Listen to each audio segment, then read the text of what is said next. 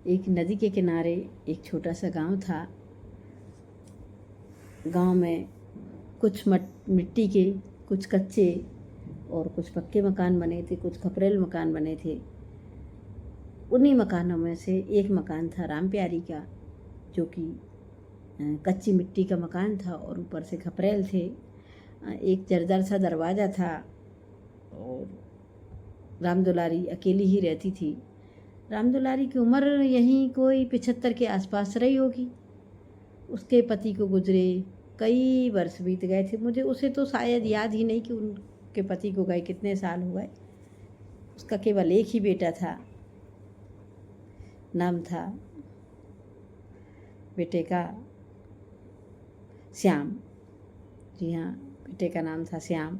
उसने बड़ी मुश्किल से उस बेटे को पढ़ाया लिखाया, बहुत मुश्किलों से, कभी भूखा रहकर, कभी पेट भर के, कभी साथ में मजदूरी करा के, बड़ी मुश्किल से मतलब उसने उसका पालन पोषण कर पाया, उसे बड़ा किया। और राम प्यारी अक्सर कहती, बेटा मेरी असली दौलत तू ही है। गरीब माँ की दौलत उसके बच्चे ही होते हैं। तो बच्चा उस समय कहता, हाँ माँ मैं हूँ ना।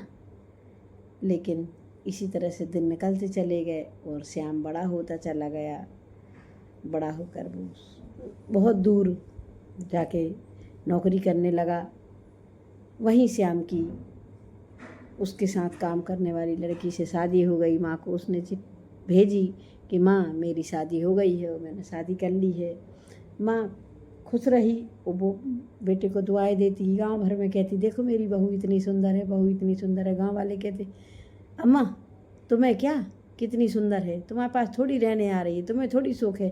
अरे बोले मेरी बहू है, मेरे बेटे ने शादी की है, कभी तो मेरे घर आएगी। जब मेरे लड़के को टाइम नहीं मिलता, जब उसे टाइम मिलेगा ना तो वो मेरे घर आएगा, बहू भी आएगी साथ में। धीरे धीरे बहू और बेटा शहर की चमक दमक में खो गए। माँ के लिए उनके पास टाइम ही नहीं था कि एक माँ भी है दुनिया में। वो शायद भूल गए थे, क्योंकि ज़िंदगी की शायद यही रीत है कि बच्चे जब आगे बढ़ जाते हैं तो पीछे माँ बाप छूट जाते हैं और माँ बाप के ख्याल बच्चों को नहीं रहता। कुछ बच्चे ऐसे होते हैं और कुछ ही ऐसे होते हैं कि माँ बाप का ख्याल रखते हैं। लेकिन उनका जो श्याम था वो खो गया, क्योंकि यहाँ अभाव था ना। वह हर महीने राम प्यारी अपने बेटे के फ़ोन का इंतज़ार करती करती जब वो थक जाती ना तो फिर चल के जाती, खुद ही फ़ोन लगा देती। फ़ोन लगाती, बेटा फ़ोन उठाता और बेटा एक ही बात कहता, माँ मैं अभी व्यस्त हूँ, मैं अभी मार्केट में हूँ, मैं अभी यहाँ जा रहा हूँ, मैं अभी ऑफिस में हूँ, मैं अभी बच्चों के साथ हूँ, मैं अभी बच्चों के स्कूल में हूँ, मैं बाद में बात करता हूँ। और वो बात कभी आता ही नहीं, कभी नहीं आया वो बात। माँ फिर फ़ोन लगाती कभी 1-2 महीने बाद, जब उसे सबर अभी तक तो नहीं आया फ़ोन, अभी तक नहीं आया। फिर इसी तरह से बरसों बीत गए। अब राम प्यारी की आंखें धुंधली हो गई थीं, नज़र कमज़ोर हो गई थी, शरीर भी क्रसकाय बचा था, चलना फिरना बड़ा मुश्किल हो रहा था उसे। खाना भी उससे अब नहीं बना पाती थी वो, क्योंकि कमज़ोर हो गई थी बहुत ज़्यादा। कभी गांव वाले खाना दे जाते, कभी उसको दवा दे जाते, इसी तरह से उसका काम चल रहा था। एक दिन एक पड़ोस की बुजुर्ग ने कहा,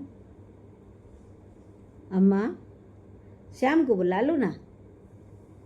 राम प्यारी मुस्कुरा दी, कहने लगी, अरे आता ही होगा ना, आएगा, बहुत काम रहता है उसको, अब तुम लोग क्या जानो, तुम्हारे बच्चे तो यहीं हैं सब, मेरा बेटा शहर में है। देखो मैंने कितनी मेहनत की है कि मेरे बेटे को पढ़ा लिखा कर इतना बड़ा कर दिया कि आज वो बड़े शहर में रह रहा है। बड़े शहर में उसका अपना घर भी बना लिया है, सुना है मैंने। उसे बहुत काम है, लेकिन वो अंदर ही अंदर जानती थी, अंदर ही अंदर टूट रही थी। वो जानती थी कि ये तो केवल धोखा दे रही हूँ, मैं अपने दिल को दिलासा दे रही हूँ। हकीकत ये है कि मेरा बेटा मुझे भूल चुका है। वो भी समझ गई थी कि मेरा बेटा मुझे लगता है भूल गया है। जब भी कोई कहता श्याम को बुला लो, अम्मा तुमसे बनती नहीं है, या तुम चली जाओ वो ले जाए, अरे आएगा ना मेरा बेटा मुझे लेने के लिए, आएगा, तुम्हारे यहीं है, तुम क्या जानो, मेरे बेटे को बहुत काम रहता है। ये ऊपर से हंस हंस कर कहती थी, लेकिन उसका दिल जार जार करके रोता था। इसी तरह से सर्दियों की एक रात थी, बहुत तेज़ सर्दी थी उस दिन, हवाओं में बिल्कुल मानो बर्फ़ घुली थी। राम प्यारी के पास ओढ़ने के लिए केवल एक चादर थी, उसी चादर को वो ओढ़े थी। उसने उस चादर को बड़े प्यार से सहलाया, निकाला। यह वही चादर थी जो श्याम के पिता ने उसको कभी दी थी। उसने उस चादर को सीने से लगाया, मानो अपने पति को सीने से लगा लिया हो, और बोली, देखता क्या है, अब तू ही मेरा एक सहारा है। उसी रात उसे बहुत तेज बुखार हो गया। गांव वालों ने डॉक्टर को बुलाया। डॉक्टर ने कहा, इन्हें शहर के अस्पताल ले जाना पड़ेगा। लेकिन राम प्यारी कहने लगी, नहीं नहीं, मैं नहीं जाऊंगी। अब कहाँ जाना है बेटा मुझे, एक बार मेरे श्याम को देख लूँ मैं, बस हो गया, बस अब कहीं नहीं जाना मुझे। गांव वालों ने मिलकर श्याम को फ़ोन लगाया। उसने कहा, मैं अभी ज़रूरी मीटिंग में हूँ, फिर बात करूँगा। ये सुनकर गांव वालों का दिल टूट गया, लेकिन उन्होंने उस बुढ़िया से कहा, आ रहा है, आ रहा है, आ रहा है, हमारी बात हो गई है, वो आ रहा है। क्योंकि गांव वाले नहीं चाहते थे कि अंतिम समय में भी राम प्यारी दुखी हो कि मेरा बेटे ने फिर कह दिया कि मुझे टाइम नहीं है, मैं आऊँगा। वो दरवाजे की ओर देखती रही, रात गहराती रही, उसकी आंखें टकटकी लगाकर दरवाजे को ही देख रही थी। उसे लगता, श्याम अब आया, श्याम अब आया, अभी दरवाज़ा खुलेगा और कहेगा, माँ मैं आ गया, उसे सरप्राइज़ देगा। लेकिन बेटा नहीं आया, दरवाज़ा खुला ही नहीं। आखिर सुबह होने से पहले उसने एक पड़ोस की लड़की को बुलाया और कहा, बिटिया इस संदूक को खोलना ज़रा। लड़की ने एक पुराना संदूक खोला, उसमें से कुछ कपड़े निकले और एक सफ़ेद चादर जो नई थी। ये किसके लिए है? बोले, काकी ये किसके लिए है? तो राम प्यारी कहने लगी, ये मेरी पूरी पूंजी है, ये मैंने अपने अंतिम समय में खरीद कर रखी है। मैं जानती हूँ ना कि मेरा बेटा अगर नहीं आ पाया तो, मेरा बेटा बहुत बड़ा आदमी है, बहुत बिजी रहता है, उसके पास बहुत काम रहता है शहर में। अगर वो नहीं आ पाया तो ये चादर मैंने खरीद ली थी, ये चादर मुझे उड़ा देना। अगर मुझे कुछ हो जाए, मैं चली जाऊँ, तो ये चादर ही मुझे उड़ाना। मैं नहीं चाहती हूँ कि मुझे किसी और का कपड़ा उड़ाया जाए। मैं चाहती हूँ कि यही चादर, ये मैंने बचत कर करके है ना, ये मेरी चादर खरीद के रखी थी। वो फूट फूट कर रोने लगे। जितने लोग खड़े थे सबकी आंखों में से आंसू गिरने लगे। और उसने, राम प्यारी ने अपने बेटे के बचपन की तस्वीर, जो जब तक वो वहाँ था उसके पास, उसकी तस्वीर हाथ में ली, चूमा तस्वीर को और बोली, बेटा तू जहाँ रहे ना, खुश रहना। और उसकी आंखें बंद हो गईं। सब लोग रो दिए। जिसे पूरा गांव चाहता था, पूरे गांव की काम में वो मदद करती थी, सबके लिए एक पैर पर मानो खड़ी रहती थी, वो चली गई। गांव वालों ने वह संदूक उठाई, उसमें से वही सफ़ेद चादर निकाली और बड़े सम्मान के साथ राम प्यारी पर उड़ा दिया।